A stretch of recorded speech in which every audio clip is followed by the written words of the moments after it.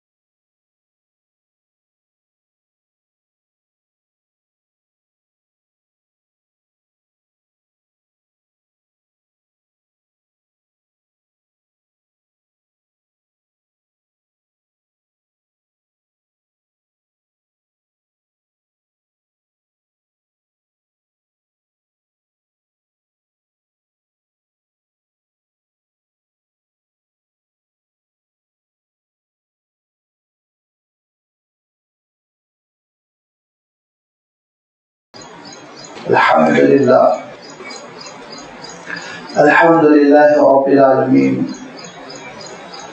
والصلاة والسلام على سيد المرسلين وعلى آله وأصحابه أجمعين، أما بعد۔ سورہ فاطر کی یہ 10 آیتیں ہیں جن کے بھی آپ کے سامنے تلاوت کی گئی۔ آیت نمبر 8 سے یہ سلسلہ شروع ہو رہا ہے اور آیت نمبر 17 پر اس کا اختتام ہوا۔ جیسے کہ گزشتہ اتوار یہ بات آپ کی خدمت میں رکھی جا چکی تھی کہ اللہ تعالیٰ نے سورہ فاطر میں اللہ تعالیٰ کی نعمتوں کا جو تقاضا ہے، حق شکر گزاری، اس کا تذکرہ فرمایا۔ لہذا اللہ تعالیٰ نے بڑی صراحت کے ساتھ یہ بات ارشاد فرما دی کہ ایک وہ نورانی مخلوق ہے فرشتوں کی جو ہم اللہ تعالیٰ کے دربار میں شکر گزار ہیں، اور ایک وہ شیطانی مخلوق ہے جس کے بارے میں ارشاد فرمایا کہ وہ تمہارا کھلا ہوا دشمن ہے، اس کو تم اپنا دشمن سمجھو، اس کے راستے پہ نہ چلو۔ وہ نافرمانی کی دعوت دیتا ہے، ناشکری کی دعوت دیتا ہے، اور اس کا مقصد یہ ہے انما يدعو حزبه ليكونوا من اصحاب السعير کہ اپنے چیلوں کو، اپنے ماننے والوں کو، اس کے جو فالوورز ہوں گے ان کو وہ جہنم تک پہنچا کر چھوڑنا چاہتا ہے. یہ اس کا مقصد ہے، اور اس مقصد کے لیے وہ متحرک ہے، وہ ایکٹیو ہے، جدوجہد کر رہا ہے، کوششیں کر رہا ہے. لہذا اس کی کوششوں میں سے ایک کوشش یہ ہوتی ہے کہ وہ برے اعمال کو انسان کی نگاہوں میں لبھا دیتا ہے، برائی کو انسان کے سامنے بھلائی کی شکل میں پیش کرتا ہے. یہ تو انبیاء علیہ الصلوۃ والتسلیم ہے، یہ اللہ کے صحیفے ہیں، یہ رسولوں کی تعلیم ہے جو بتلاتی ہے کہ بھلائی کیا ہے، برائی کیا ہے. اگر اس سلسلے میں انسان نادانی کا شکار ہو جائے تو وہ شیطان کی، ابلیس کی سازش کا شکار ہو جاتا ہے، جہنم کے راستے پر چل پڑتا ہے. لہذا فرمایا کہ افمن زین له سوء عمله فرآه حسنا، کہ کیا اس شخص کو آپ نے دیکھا، ملاحظہ کیا، اس کے بارے میں آپ نے کچھ سوچا؟ افمن زین له سوء عمله، جس کی بری ایکٹیویٹیز، سوء عمله برے کام، زینا خوبصورت کر دکھائے گئے، مزین کر دیا گیا، لبھا دیے گئے اور اچھے بنا کر ان کو پیش کیا جا رہا ہے، اور وہ برائی کرنے والا فرآہ حسنا ان برے کاموں کو اچھا سمجھ رہا ہے، اور بسا اوقات نیکی سمجھ رہا ہے، اور بسا اوقات عبادت سمجھ رہا ہے، بسا اوقات وہ اپنی آخرت کی کامیابی سمجھ رہا ہے، جبکہ وہ اتنا برا عمل ہے کہ ابلیس اس کے ذریعے سے اس کو جہنم کی طرف لے جا رہا ہے. افمن زین له، کس نے مزین کر دکھایا؟ یہ اللہ تعالیٰ نے تذکرہ نہیں فرمایا. زین له ارشاد فرمایا لبھا دیے گئے، ڈیکوریٹڈ کر دیے گئے اس کے سامنے برے اعمال. کرنے والا کون ہے؟ متعدد مقام پر اللہ تعالیٰ نے یہ تذکرہ فرمایا کہ دراصل وہ شیطان ہے.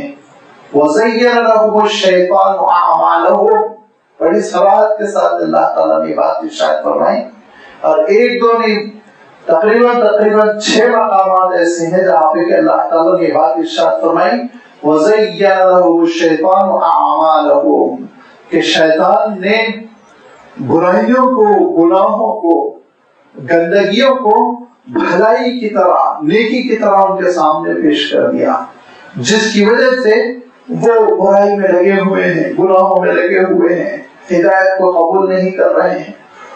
اگر انسان کو اس بات کا احساس ہو جائے کہ میں غلط کر رہا ہوں، تو پھر اس کا ضمیر بھی ملامت کرتا ہے، اس کا دل بھی گھبراتا رہتا ہے، اور اس بات کا پورا امکان رہتا ہے کہ اچھائی سامنے آ جائے اور وہ قبول کر لے.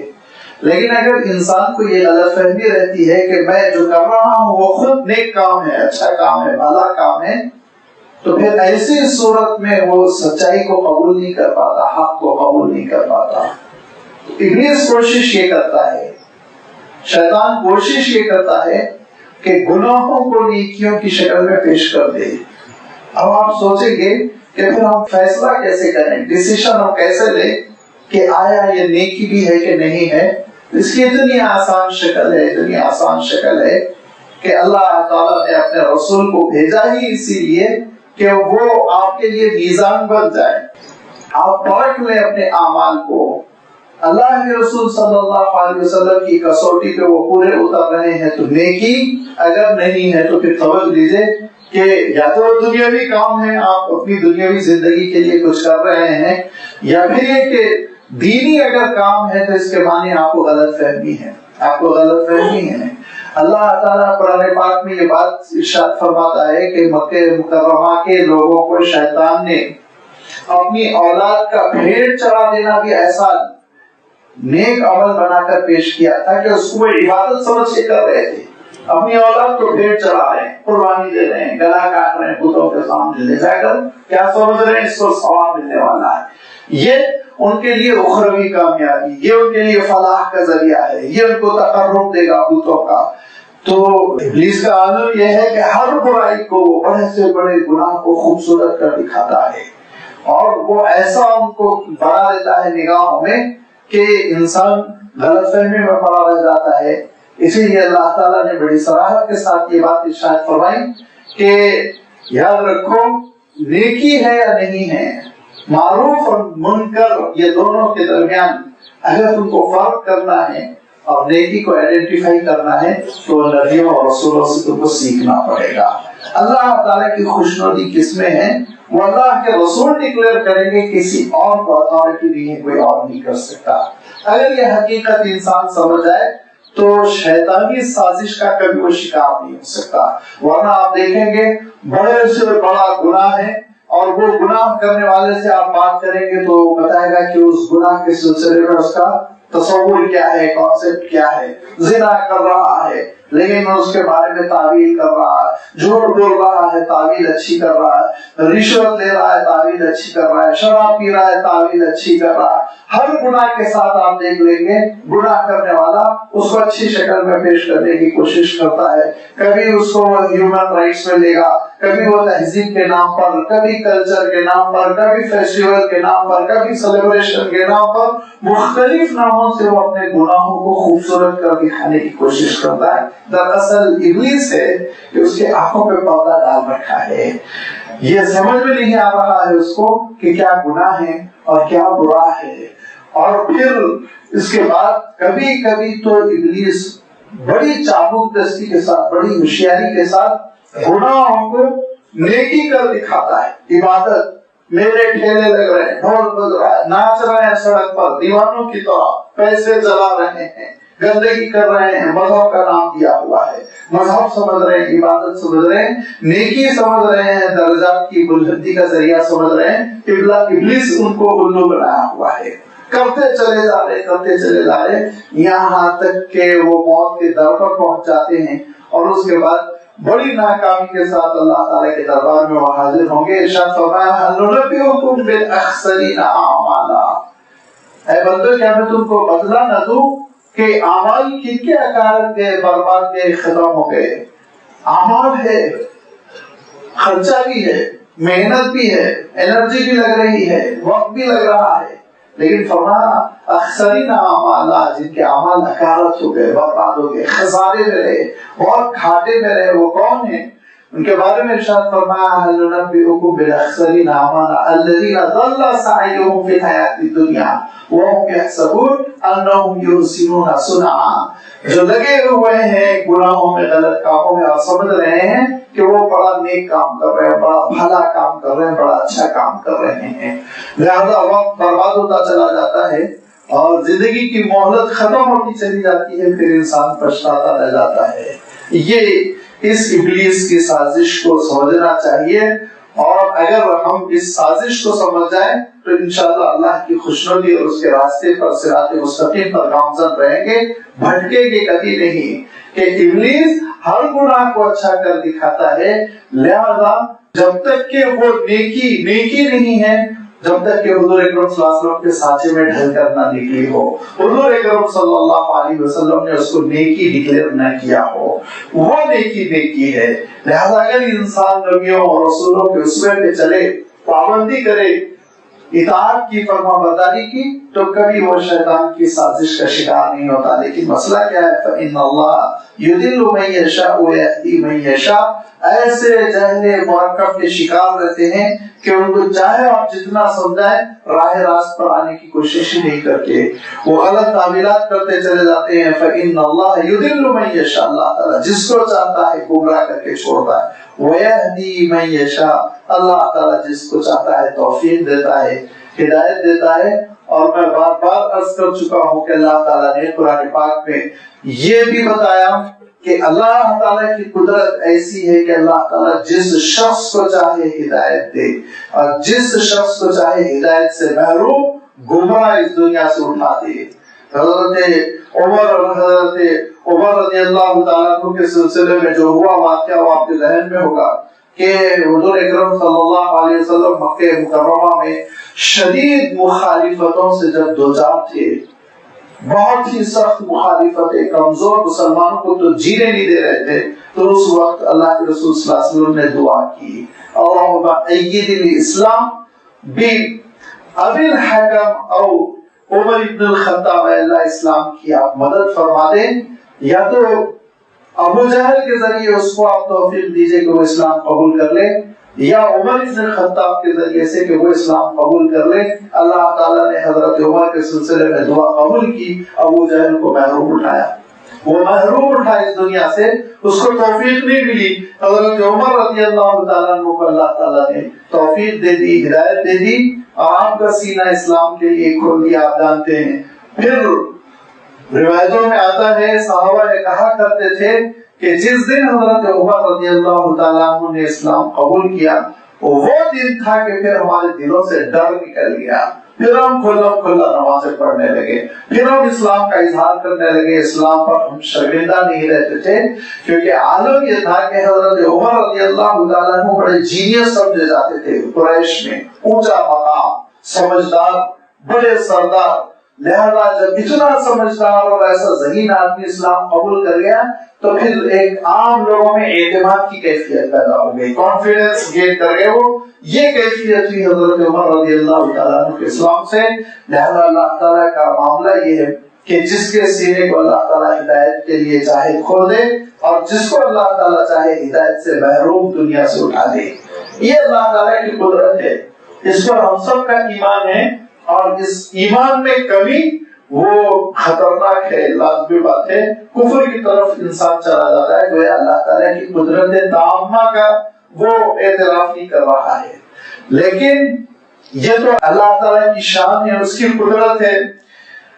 دوسری طرف اللہ تعالیٰ کا نظام ہے۔ اللہ تعالیٰ کا نظام کیا ہے؟ اللہ تعالیٰ نے نظام یہ مقرر کر رکھا کہ اللہ تعالیٰ ہدایت ان کو دیتا ہے جو ہدایت کے متمنی ہوتے ہیں، طالب ہوتے ہیں، خواہش مند ہوتے ہیں، اس کے لیے روتے دعا کرتے ہیں، اور اللہ تعالیٰ ہدایت سے ان لوگوں کو محروم رکھتا ہے جو متکبر ہوتے ہیں، مغرور ہوتے ہیں، اپنے آپ کو ضرورت مند نہیں سمجھتے ہیں۔ لہذا ارشاد فرمایا وَيَهْدِي إِلَيْهِ مَنْ أَنَابَ، جو رو رو کے گڑ گڑا کر اللہ تعالیٰ کے آگے ہاتھ پھیلاتا ہے، اللہ تعالیٰ اس کو ہدایت دیتا ہے، اور جو اپنے آپ کو اسمار کا سمجھتا ہے، ضرورت مند نہیں سمجھتا، تو اللہ تعالیٰ اس کو ہدایتوں سے محروم کر دیتا ہے۔ یہ اللہ تعالیٰ کا طریقہ کار ہے۔ تو دو چیزیں الگ الگ ہیں، اور اس پہ ہم کو کنفیوز نہیں ہونا چاہیے۔ ایک ہے اللہ کی قدرت کا بیان، اور ایک ہے اللہ کی سنت کا بیان۔ قدرت تو یہ ہے کہ جس کو چاہے وہ ہدایت دے، جس کو چاہے ہدایت نہ دے۔ طریقہ کار یہ ہے، اس کی سنت یہ ہے، اس کا انداز یہ ہے کہ جو طالب ہوتا ہے اس کو ہدایت دیتا ہے، جو طالب نہیں ہوتا اس کو ہدایت نہیں دیتا۔ اسی لیے ہم سب کو ہدایت کا طالب بنانے کے لیے ہدایت کی طرف میرے اور آپ کے دلوں میں ہو، اس کے لیے اللہ تعالیٰ نے کیا طریقہ کار اختیار فرمایا؟ اللہ تعالیٰ نے نمازوں میں سورۃ الفاتحہ کے پڑھنے کو ضروری قرار دیا، جس میں آپ کیا کہتے ہیں؟ اہدنا الصراط المستقیم۔ طالب بنے رہیں، مانگتے رہیں، آپ ولی بن جائے آدمی، اور ولایت کے آخری منصب پہ پہنچ جائے، لیکن یہ دعا نہیں چھوڑ سکتا اہدنا الصراط المستقیم، کیونکہ جب تک خاتمہ بالخیر نہ ہو جائے، ہدایت پر اس کی موت نہ آ جائے، وہ مطمئن نہیں رہ سکتا۔ لہذا فرمایا ہمیشہ کہتے رہو، ہر نماز میں کہو، ہر رکعت میں کہو اہدنا الصراط المستقیم، اے اللہ ہدایت دیجئے، اے اللہ ہدایت دیجئے، صراط مستقیم پر اے اللہ گامزن فرمائیے۔ یہ ہے اللہ تعالیٰ کا طریقہ کار کہ جو طالب ہوگا مانگے گا، اور جو ضرورت مند ہوگا اللہ تعالیٰ اس کو عنایت فرمائے گا، جو بے نیاز ہوگا منہ موڑے گا اللہ تعالیٰ اس کو محروم کر دے گا۔ لہذا فرمایا فَإِنَّ اللَّهَ يُضِلُّ مَن يَشَاءُ وَيَهْدِي مَن يَشَاءُ، کہ یہ شعبہ، یہ ڈپارٹمنٹ اللہ تعالیٰ کا ہے کہ پروردگار جس کو چاہے ہدایت دے، جس کو چاہے ہدایت سے محروم کر دے۔ فَلَا تَذْهَبْ نَفْسُكَ عَلَيْهِمْ حَسَرَاتٍ، اے نبی آپ اپنی جان حسرت میں نہ گوا دے کہ یہ ہدایت نہیں قبول کر رہے ہیں۔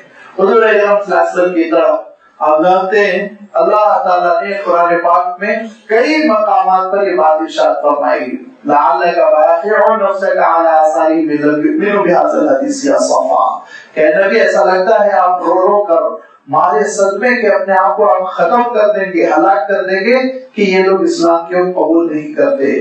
کیونکہ اللہ کے رسول صلی اللہ علیہ وسلم کو جب ذمہ داری دی گئی اور بتایا گیا کہ انسانیت کی نجات اسی دین میں ہے، تو پھر حضور اکرم صلی اللہ علیہ وسلم کا عالم یہ ہوا کہ گھر گھر تشریف لے جاتے، قبیلوں کے بیٹھکوں میں تشریف لے جاتے، پنچایتوں میں تشریف لے جاتے، مجلسوں میں، ان کی تقاریب میں، ان کے صدمے میں، غم میں، ہر جگہ جا کر حضور اکرم صلی اللہ علیہ وسلم اسلام پیش کرتے اور دین پیش کرتے ہوئے وعدہ کرتے کہ تم اس کو اختیار کر لو، بامراد ہو جاؤ گے، کامیاب ہو جاؤ گے. لیکن آپ جانتے ہیں کہ شروع میں انکار بہت شدت کے ساتھ رہا. 13 سال تک بڑا شدید اللہ کے رسول صلی اللہ علیہ وسلم کو سامنا کرنا پڑا، کس کا؟ مخالفتوں کا. اور پھر اس کے بعد سے حضور اکرم صلی اللہ علیہ وسلم جب دن بھر کوشش کرتے، سمجھاتے اور مخالفتیں ہوتی، رد عمل اور ری ایکشن میں یہ معلوم ہوتا کہ لوگ قبول نہیں کر رہے ہیں اور بدتمیزی کر رہے ہیں. کوئی مجنون کہہ رہا ہے، کوئی شاعر کہہ رہا ہے، کوئی ساحر کہہ رہا ہے، اور کوئی غریب مسلمانوں کو مار رہا ہے، پیٹ رہا ہے، بدتمیزی کر رہا ہے. پورے دن کی محنتوں کے بعد جب حضور اکرم صلی اللہ علیہ وسلم گھر تشریف لاتے، تھوڑا سا آرام کر لینے کے بعد تہجد کے وقت تقریباً آدھی رات گزرنے کے بعد اللہ کے رسول صلی اللہ علیہ وسلم کھڑے ہو جاتے. پھر جب سجدے میں جاتے تو اتنا روتے کہ ہانڈی پھٹنے کی جیسی آواز آپ صلی اللہ علیہ وسلم کے قلب اطہر سے آتی، آپ صلی اللہ علیہ وسلم کے سینے مبارک سے آتی. تو پھر اللہ تعالیٰ خود ارشاد فرماتا ہے کہ اے نبی آپ اتنے رنجیدہ نہ ہو، آپ اتنے غمگین نہ ہو کہ مانے صدمے کی آپ کی وفات ہو جائے. فلا تذهب نفسك، آپ کی جان نہ چلی جائے، علیہم ان پر حسرت کی وجہ سے، صدمے کی وجہ سے کہ اسلام کیوں قبول نہیں کرتے. یاد رکھیے ہدایت دینا نہ دینا یہ اللہ تعالیٰ کے ہاتھ میں ہے. اور ارشاد فرمایا دوسرے مقام پر لست علیہم بمسیطر، آپ بالکل ایسا نہیں ہے کہ ان کے اوپر کنٹرول کرتے ہوئے ان کو اسلام میں داخل کر دیں، بلکہ آپ کا کام تبلیغ کرنا، پہنچانا. آپ پہنچا دیجئے. ان اللہ علیم بما یصنعون، جو کچھ وہ کر رہے ہیں اللہ تعالیٰ سے بخوبی واقف ہے.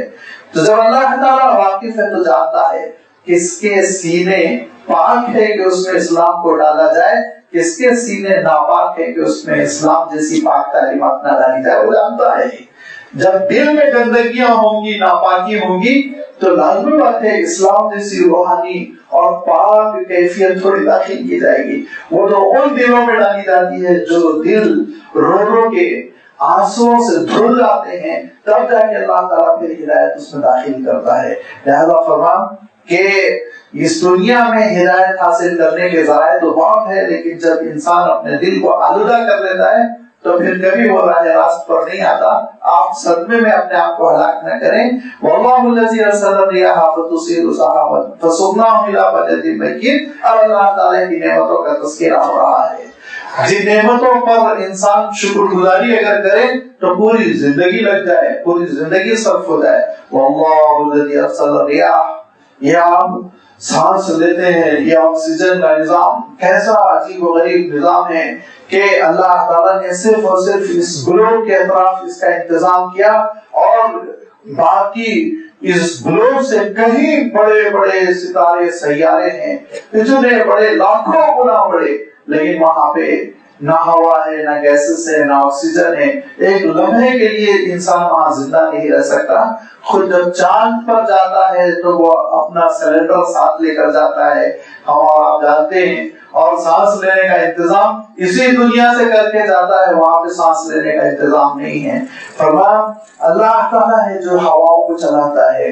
واللہ الذی ارسل الرياح، اور پھر یہی ہوائیں مانسون میں تبدیل ہوتی ہیں، اور مانسون میں تبدیل ہونے کے بعد فتثير سحابا، اور بادلوں کو ہانک ہانک کر لے کر آتی ہے. جیسے کہ ایک چرواہا جانوروں کو ہانک ہانک کر اپنے گھر کی طرف لاتا ہے، ایسے ہی یہ ہوائیں بادلوں کو جمع کرتی ہیں اور سینکڑوں کلومیٹر سے اس بھاپ کو جمع کرتی، اور جمع کرنے کے بعد پھر ان کو قریب کر کے ایسا ان کو گھنا بنا دیتی ہے، گہرا بنا دیتی ہے کہ وہ برسنے کے قابل ہو جاتے ہیں. فَسُقْنَاهُ إِلَىٰ بَلَدٍ مَيِّتٍ، پھر ہم ان کو سفر کرواتے ہیں، خوش کرتے ہیں آپ جانتے ہیں ساقہ یسوقو ڈرائیو کرنے کو کہتے ہیں، آگے بڑھانے کو کہتے ہیں، لہذا فسقناہ الی بلد میت، پھر ہم ایسے زمین کی جانب اور ایسے ملک کی جانب ان بادلوں کو لے آتے ہیں میت جو بے جان ہو چکی ہے، جس کا عالم یہ ہے کہ مارے خشکی کے اس میں ہریالی بھی باقی نہیں رہے گی، اور ساری اس کھیتی باڑی اور پھل پھول درخت ساری چیزوں سے وہ محروم ہو چکی ہے مارے گرمی کے۔ اب وہاں اللہ تعالیٰ بادلوں کو لے کر آ رہا ہے، فَأَحْيَيْنَا بِهِ الْأَرْضَ بَعْدَ مَوْتِهَا، اور اس موت کے بعد اللہ تعالیٰ اس زمین میں جان ڈال دیتا ہے۔ آپ برسات کے بعد سفر کیجئے، زمین نظر ہی نہیں آئے گی، اطراف و اکناف میں آپ دیکھیے کتنا ہرا بھرا نظر آ رہا ہے، لیکن اگر آپ مئی میں سفر کیجئے ایسا لگے گا جیسے یہاں کوئی درخت تھا ہی نہیں، بالکل خشک پھٹی ہوئی مٹی جس پر چلنا بھی ممکن نہیں۔ تو مری ہوئی بے جان زمین میں اللہ تعالیٰ جان ڈالتا ہے۔ تو فرمایا کذالک النشور، جب ہر سال پروردگار یہ عمل کرتا ہے تو اے انسانوں تم سب میں جب جان نکل چکی ہوگی تو دوبارہ جان ڈالنا اس کے لیے کیوں ناممکن ہے، کیوں مشکل ہے؟ کذالک النشور، اسی طرح میدان حشر میں تم جمع ہو جاؤ گے۔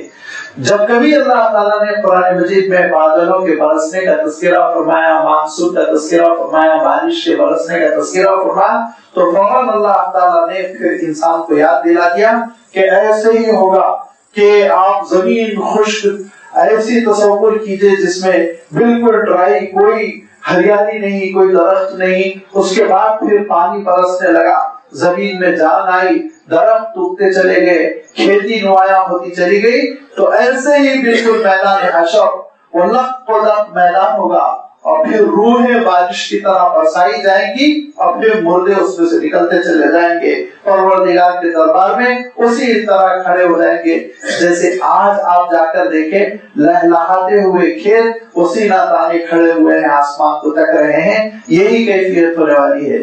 نشاط فرمایا یہ ہے اللہ تعالیٰ کی نعمتیں، اور اللہ تعالیٰ کی ان نعمتوں پر غور کرتے ہوئے تم اپنے اندر جذبہ شکر گزاری پیدا کرو گے تو تمہارے لیے سرخروبی ہے، کامیابی ہے، اور تمہارے لیے یہ عزت کا سامان ہے، کیونکہ اگر تم اس سے محروم ہو گئے اور بجائے اس کے اللہ تعالیٰ کو چھوڑ کر بتوں کی کوئی پوجا کر رہا ہے، مخلوق کے آگے سر جھکا رہا ہے، تو وہ گیا اپنی عزتوں کو، وہ اپنی عزتوں سے ہاتھ دھو رہا ہے، اپنی عزتوں کا نیلام کر رہا ہے۔ وہ ارشاد فرمایا من کان یرید العزت فللہ العزت جمیعا، اگر کوئی اپنے لیے عزت چاہتا ہے تو وہ کان کھول کر سن لے کہ عزت تو بس پوری کی پوری اللہ تعالیٰ کے لیے زیبا ہے۔ عزت اس کیفیت کو کہتے ہیں جو بڑی بلندی کا مقام، جہاں پہ کہ ہاتھ ڈالنا کسی کے لیے ممکن نہ ہو، یہ عزت کا مقام بس اللہ تعالیٰ کے لیے زیبا ہے۔ اللہ تعالیٰ نے قرآن مجید میں کئی مقامات پہ یہ بات ارشاد فرمائی فَلِلَّهِ الْعِزَّةُ جَمِيعًا، ساری کی ساری عزت بس اللہ تعالیٰ کے لیے ہے۔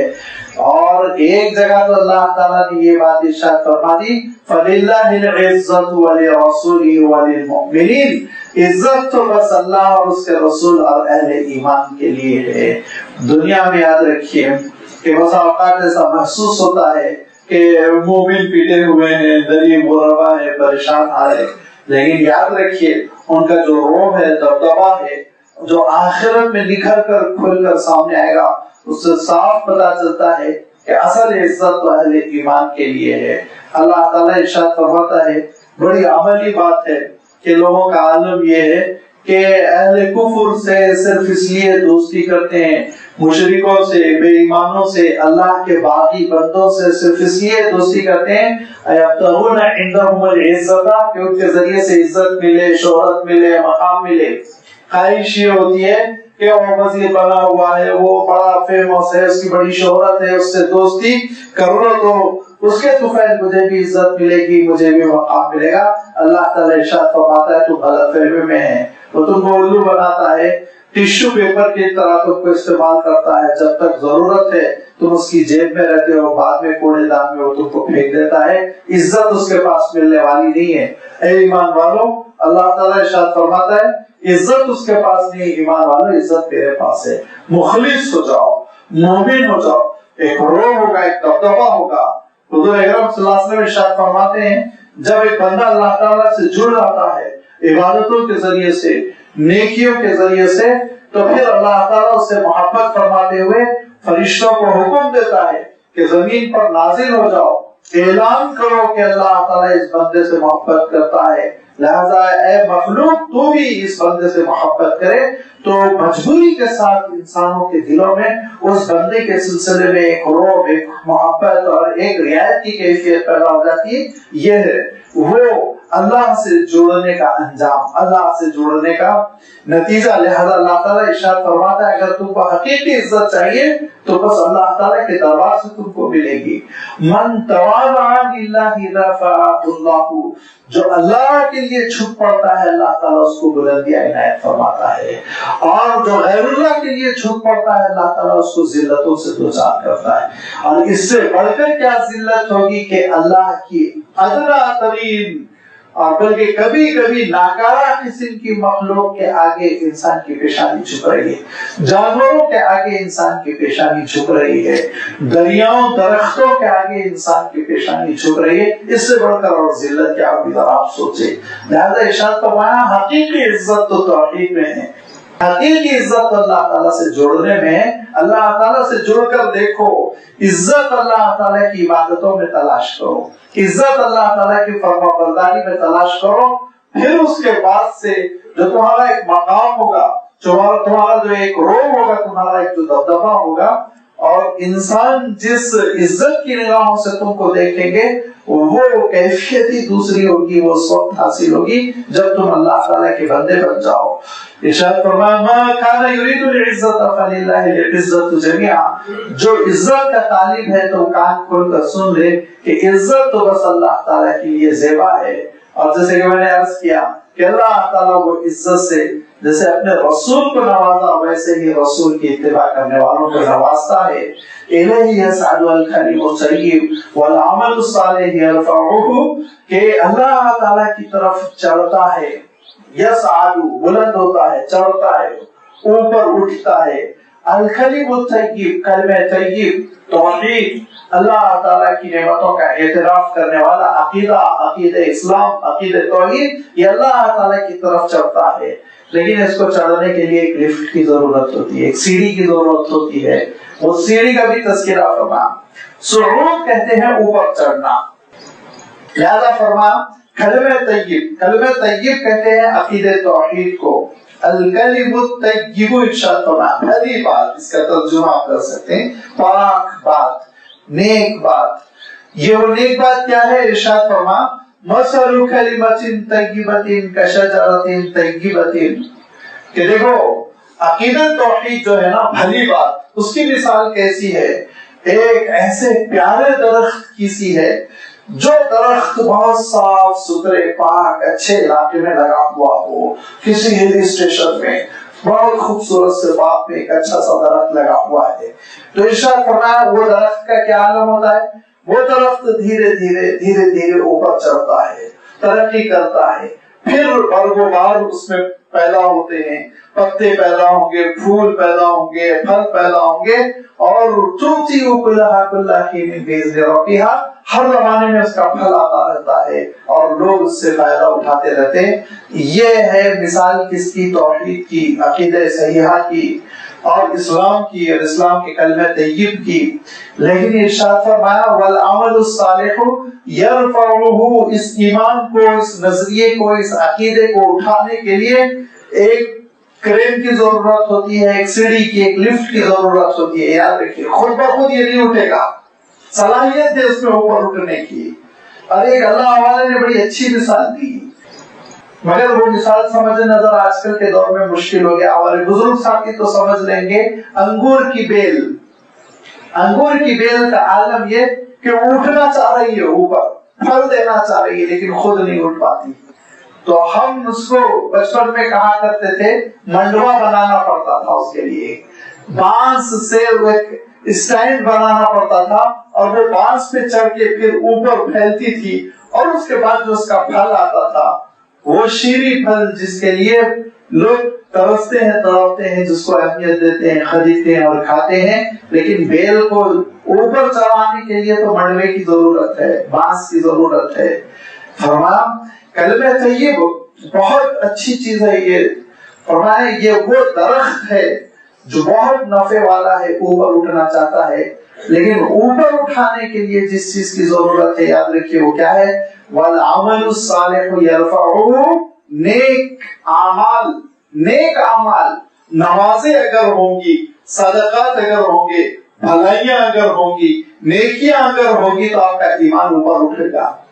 अगर ईमान है लेकिन नेकियां नहीं है तो ईमान वही शरीक होकर रह जाएगा, वही बेबस होकर रह जाएगा, तरक्की नहीं कर सकेगा।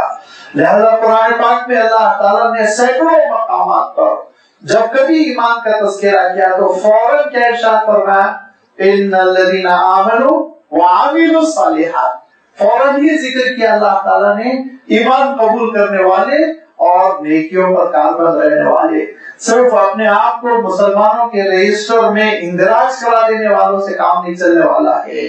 उसके बाद फिर नेकियों की पाबंदी, और उसके बाद फिर भलाइयों का प्रचार, उसके बाद फिर अल्लाह ताला की फरमाबरदारी इबादतों की शक्ल में, अच्छे मुआमलात की शक्ल में, ये चीज जब जिंदगी में आएगी तो उसका ईमान ऊपर उठेगा और ऊपर उठकर वो आसमानों तक और अर्श तक पहुंचेगा और अल्लाह ताला के पास कबूल होगा। और अगर ये कैफियत नहीं है, अमल साले नहीं है, नेकियां नहीं है, खाली खुली ईमान का ऐलान है, तो वो ईमान वैसे ही होगा जैसे अंगूर की बेल जमीन ही में सड़कर रह जाती है, खत्म होकर रह जाती है, जमीन ही पर इंसान का वो ईमान रह जाएगा। आखिरत में तो उसको बहुत ज्यादा मसाइल का सामना करना पड़ेगा। लिहाजा इरशाद फरमाया इलैहि यसअदुल कलिमु तय्यिबु, अच्छी बात, भली बात अल्लाह के पास चढ़ना चाहती है, वल अमलुस सालिह यरफउहु, और नेक आमाल उसको बुलंद करते हैं, रिफात देते हैं और उसको अल्लाह ताला तक पहुंचा कर रहते हैं। लिहाजा ईमान भी हो, अमल साले भी हो, जब नजात होगी। ईमान है, अमल साले नहीं है, तब भी बंदा फंस जाता है। नेकियां है, ईमान नहीं है, तब भी ईमान बंदा फंस जाता है। मंडवा तो बड़ा अच्छा लगा दिया, बेल ही नहीं लगाई तो कहां से फल मिलने वाला है, और बेल तो लगा दी, ऊपर भी चढ़ाया, तब भी वो सड़कर रह जाएगी, फल नहीं मिलने वाला है। दोनों लाजिम और मलजूम है, साथ साथ चलने वाले हैं। ईमान के साथ अमल साले हो और अमल साले के साथ ईमान हो। नेकियों को वैलिड करने वाली चीज वो अमल साले, वो ईमान है, और ईमान को तरक्की देने वाली चीज अमल साले है। ये मैं बार बार कहता हूँ, मेहनत तो बहुत है लेकिन स्कूल में रजिस्ट्रेशन ही नहीं है, तो आप कहां से एग्जामिनेशन सेंटर में पहुंच सकेंगे, बैठ सकेंगे, इम्तिहान लिख सकेंगे, हाल टिकट नहीं मिल सकेगा, कुछ नहीं होगा। लिहाजा रजिस्ट्रेशन भी चाहिए कानूनी तौर पर, और उसके साथ हार्ड वर्किंग, मेहनत, दोनों में से एक चीज ना हो तो फिर इंसान कामयाब नहीं। रजिस्ट्रेशन तो करवा लिया, घर में सोते पड़े हुए, तब भी पास नहीं होगा। दोनों चीजें जब बैक वक्त साथ चलेगी तब जाके इंसान के हाथ में अच्छा नतीजा बरामद होगा। इरशाद फरमाया इलैहि यसअदुल कलिमु तय्यिबु वल अमलु सालिह यरफउहु वल्लज़ीना यमकुरुना सय्यिआति लहुम अज़ाबुन शदीद। रहे वो लोग जो अल्लाह के रसूल सल्लल्लाहु अलैहि वसल्लम के खिलाफ बुरी साजिशें कर रहे हैं तो उनके लिए तो शदीद अजाब है। वमकुरु उलाइका हुवा यबूर, और उनकी साजिश नाकाम होकर रहेगी, दीन का गलबा होकर रहेगा, अल्लाह के रसूल सल्लल्लाहु अलैहि वसल्लम को कामयाबी मिलकर रहेगी। वल्लाहु खलक़कुम मिन तुराबिन सुम्मा मिन नुतफतिन सुम्मा जअलकुम अज़वाजा, सारी नेमतें अल्लाह की जानिब से है, तुम्हारा वजूद अल्लाह ताला की जानिब से, तुम्हारी औलाद अल्लाह ताला की जानिब से, और तुम्हारा इल्म अल्लाह ताला की जानिब से, तुम्हारी सलाहियत अल्लाह ताला की जानिब से, तुम्हारी तरक्की अल्लाह ताला की जानिब से, तुम्हारी जिंदगी अल्लाह ताला की जानिब से, तुम्हारी मौत अल्लाह की जानिब से।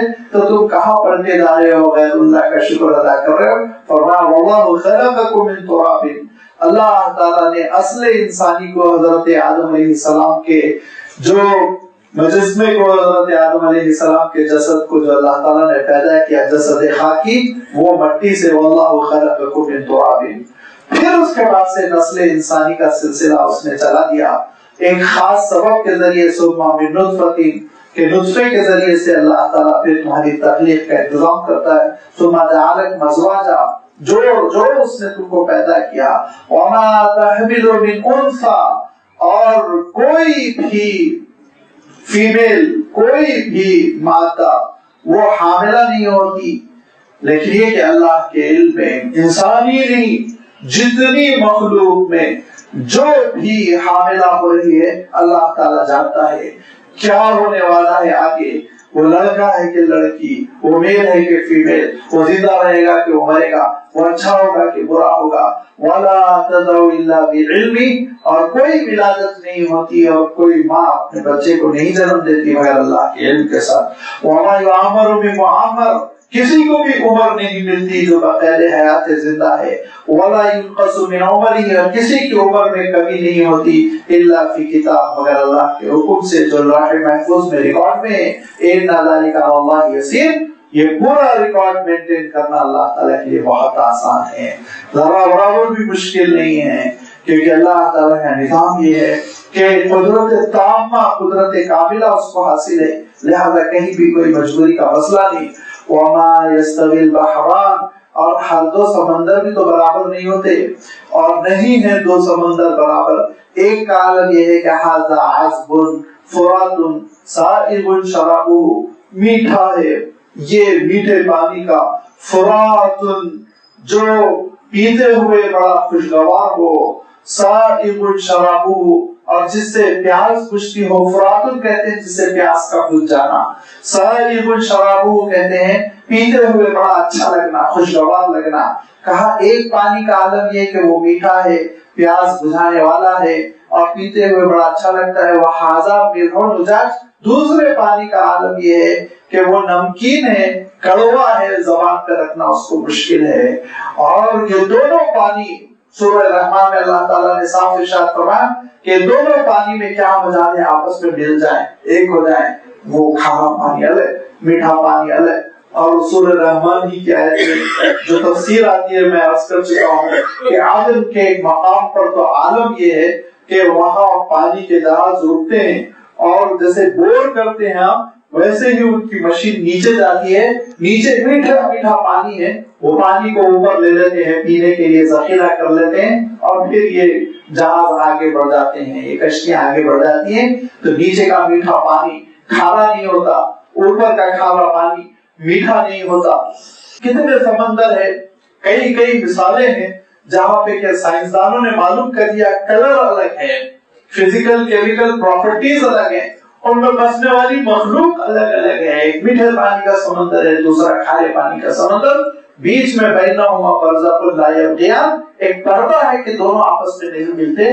اللہ تعالیٰ کی یہ شان ہے، لہذا ارشاد فرمایا کہ اللہ تعالیٰ کی یہ شان ہے کہ وہ میٹھے پانی کا انتظام کرتا ہے، اللہ تعالیٰ کی یہ شان ہے کہ اس نے کھارا پانی پیدا کیا، اللہ تعالیٰ کی یہ شان ہے وَمِن كُلٍّ تَأْكُلُونَ لَحْمًا طَرِيًّا، ہر دو سمندر سے تم تازہ تازہ گوشت حاصل کرتے ہو۔ کھارے پانی کی مچھلیاں بھی کام کی ہیں، میٹھے پانی کی مچھلیاں بھی کام کی ہیں۔ وَتَسْتَخْرِجُونَ حِلْيَةً تَلْبَسُونَهَا، اور اس میں سے موتی نکالتے ہو، جو موتی بہت ہی شان کے ساتھ پہنتے ہو، زیور بناتے ہو، بڑا قیمتی وہ سمجھی جاتی ہے۔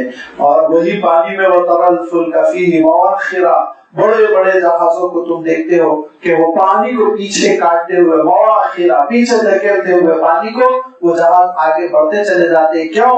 لِتَبْتَغُوا مِن فَضْلِهِ، تاکہ تم اللہ تعالیٰ کا فضل تلاش کر سکو، اس کی نعمت حاصل کر سکو۔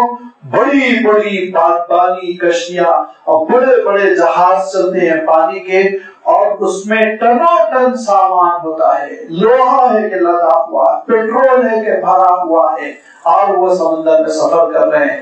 ایسا اتنا پیٹرول لے لے کر کے آپ کی 100 لاریاں ٹینک اس کو پورا نہیں کر پاتے، اتنا زیادہ پیٹرول لے کر، اتنا زیادہ لوہا لے کر، اتنی زیادہ چیزیں لے کر وہ سفر کرتے ہیں کہ انسان تصور نہیں کر سکتا۔ فرمایا لِتَبْتَغُوا مِن فَضْلِهِ، تاکہ تم اپنی تجارت جاری رکھ سکو اور اللہ کا فضل تلاش کر سکو، وَلَعَلَّكُمْ تَشْكُرُونَ، اور تم تاکہ اللہ کے شکر گزار بن جاؤ۔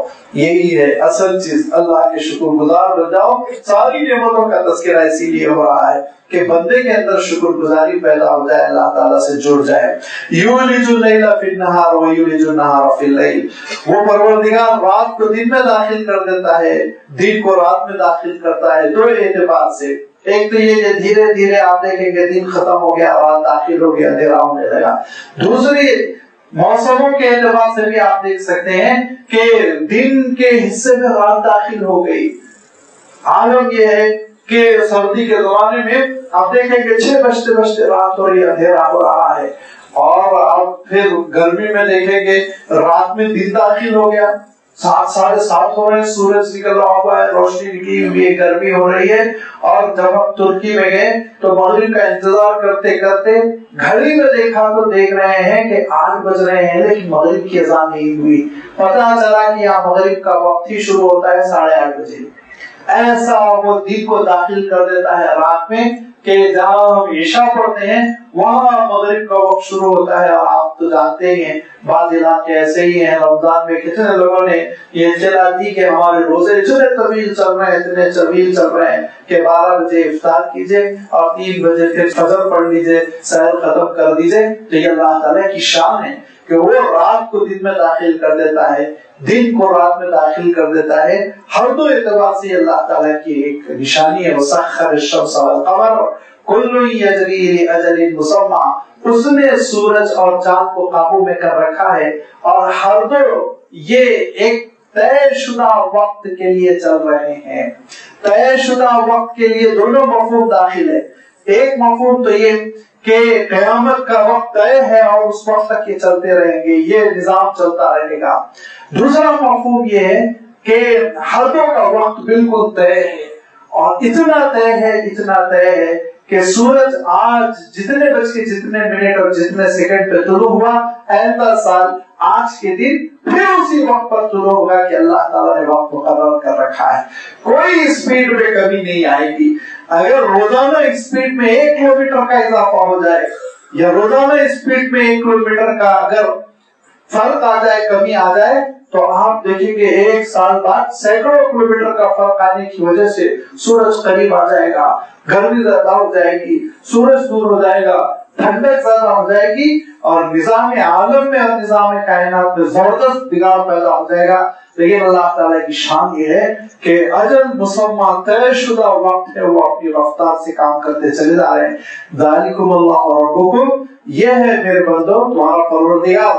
ذالکم اللہ ربکم لہ الملک، اسی کی سلطنت ہے، اسی کی حکومت ہے، اونرشپ اسی کی ہے، کسی اور کی اونرشپ نہیں ہے۔ والذین تدعون من دونہ، اور جن کو تم پکار رہے ہو وہ کس چیز کے مالک ہیں؟ جن کو تم پکار رہے ہو ارشاد فرماؤ کس چیز کے مالک ہے، ذرا غور کرو۔ والذین تدعون من دونہ، اللہ سے ہٹ کے جن کو تم پکار رہے ہو وہ کس کے مالک ہے؟ ہے کوئی جو گلوب کا مالک ہو، اور گلوب بہت بڑی چیز ہے۔ ابھی تو میں یونیورس اور گلیکسی کی بات ہی نہیں کر رہا ہوں، گلوب ہی سے آپ آغاز کیجئے۔ ہے کوئی جو اس دنیا کا مالک ہے؟ دنیا بہت بڑی چیز ہے۔ ہے کوئی جو دنیا میں سمندروں کا مالک ہو یا زمین کا مالک ہو؟ زمین بھی تو بہت بڑی چیز ہے۔ ہے کوئی جو دعویٰ کرتا ہو کہ اس دنیا میں وہ ایک ملک کا مالک ہے، اس کا ایسے ملک ہے چاہے تو تباہ کر دے چاہے تو باقی رکھے؟ ہے کوئی مالک؟ اور ملک بھی بہت بڑی چیز ہے۔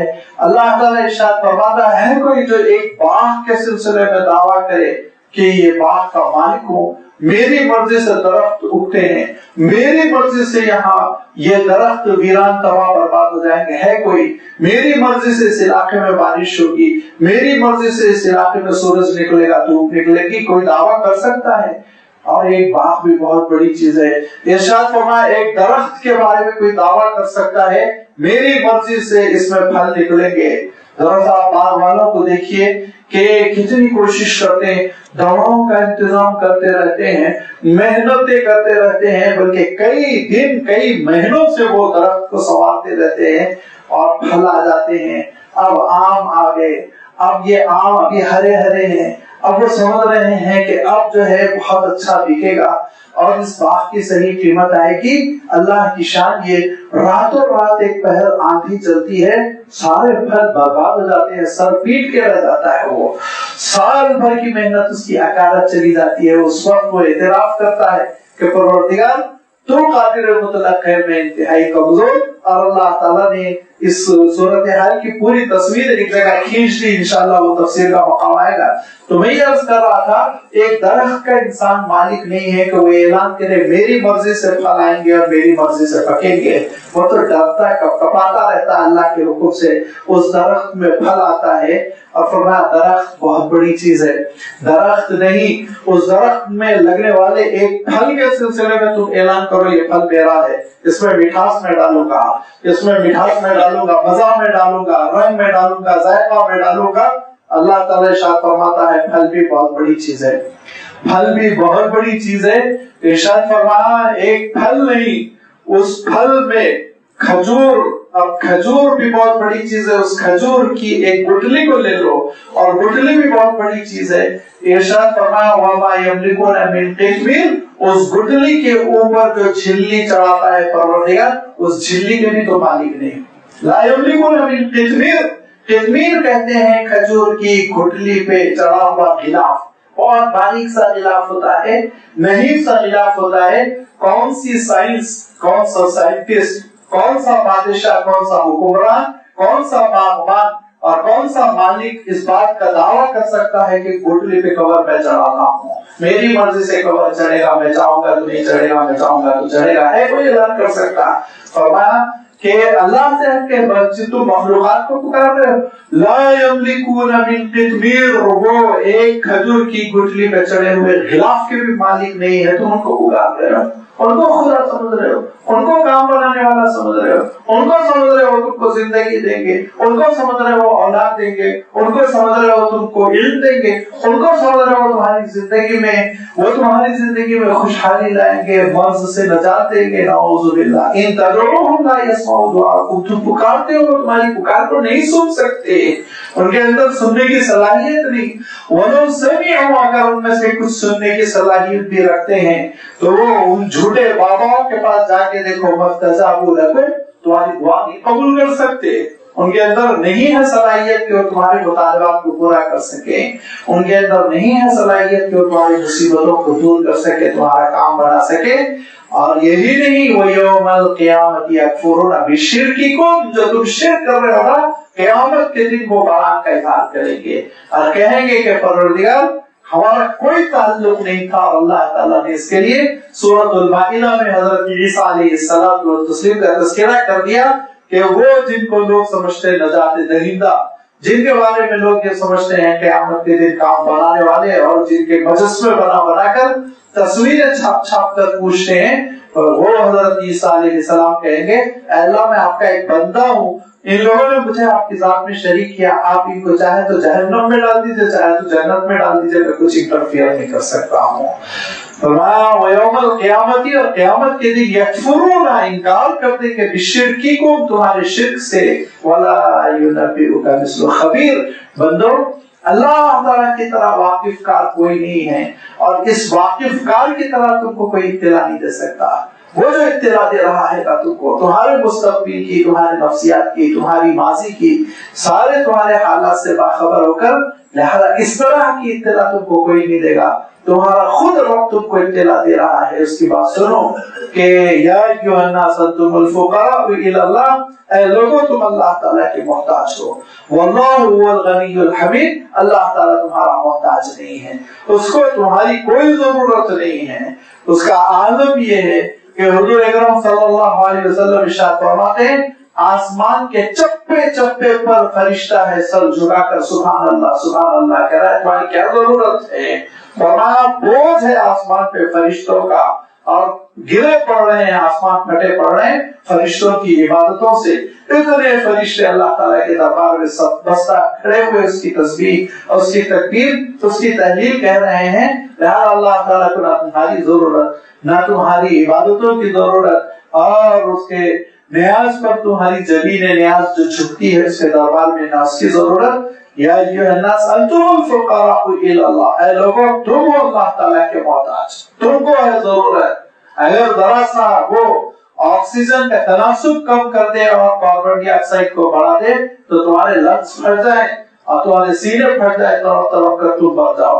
اگر وہ تھوڑی سی بارش زیادہ برسا دے تمہاری بستیاں بہہ جائیں، یہ نہیں ہوا کہ کبھی بھی اللہ تعالیٰ نے 100 سال کی بارش برسائی ہو، 2 سال کی بارش اگر برسا دے اللہ تعالیٰ، اتنا ہی اضافہ کر دے، تمہاری پستیاں وہ صاف ہو جائے، اور اگر اللہ تعالیٰ تمہارے مانسون کو کسی خاص رخ پر چلا دے تو پھر اس کے بعد تمہارے فلوریڈا جیسے شہر تباہ و برباد ہو جائے، نیست و نابود ہو جائیں، جن کو اپنی ٹیکنالوجی پہ غرور ہے، ان کو بتاتا ہے کہ ہم تم کو جب ایک چھوٹے سے عذاب سے دوچار کرتے ہیں، عذاب بھی نہیں کہنا چاہیے، ایک چھوٹی سی آزمائش سے دوچار کرتے ہیں تو پھر تمہاری ہفتوں بجلی کا نظام ناکام، تمہارا جینا دوہر ہو جاتا ہے۔ یہ اللہ تعالیٰ کا علم کہ تم اس کے محتاج ہو، ضرورت مند ہو، اس کے رحمتوں کے محتاج، اس کے سر و سامان کے محتاج، اور اس کی جانب سے ملنے والی زندگی کی ساری نعمتوں کے تم محتاج۔ واللہ هو الغنی، وہ بے نیاز ہے، اس کو تمہاری کوئی ضرورت نہیں، تمہارے وجود کی ضرورت نہیں، تمہاری عبادتوں کی ضرورت نہیں۔ الحمید، وہ ستودہ صفات کے قابل تعریف ہے۔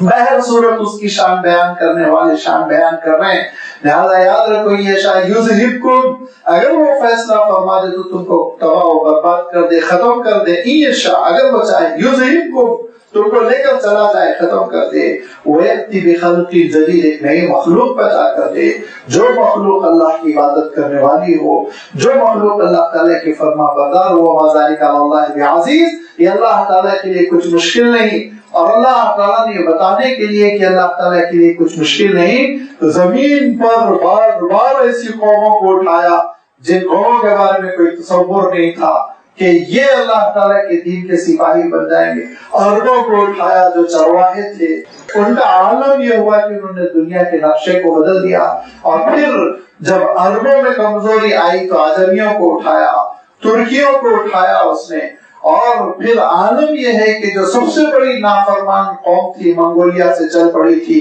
چنگیز خان ہلاکو خان کی شکل میں تاتار، جو نافرمانیوں کا دفتر اپنے سروں پر لے کر چلے ہوئے تھے، ظلم و زیادتی کا وہ پورا کا پورا اس دنیا میں نظام انجام دے رہے تھے، ظلم و زیادتی کے وہ قائدین بنے ہوئے تھے، اللہ تعالیٰ نے ان کو کعبۃ اللہ کا رکھوالی بنا دیا، اللہ تعالیٰ نے ان کو ایسا تبدیل کر دیا کہ وہ سب سے بڑے اسلام کے سپاہی ثابت ہو گئے۔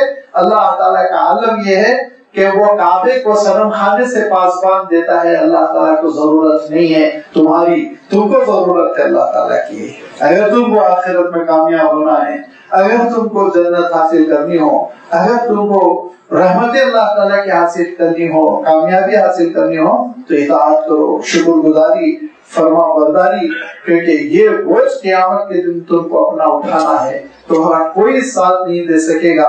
اس کا اللہ تعالیٰ نے تذکرہ آگے کی آیتوں میں فرمایا، انشاءاللہ اس کی وضاحت آئندہ اتوار آپ کی خدمت میں رکھی جائے گی۔ وآخر دعوانا ان الحمد للہ رب العالمین۔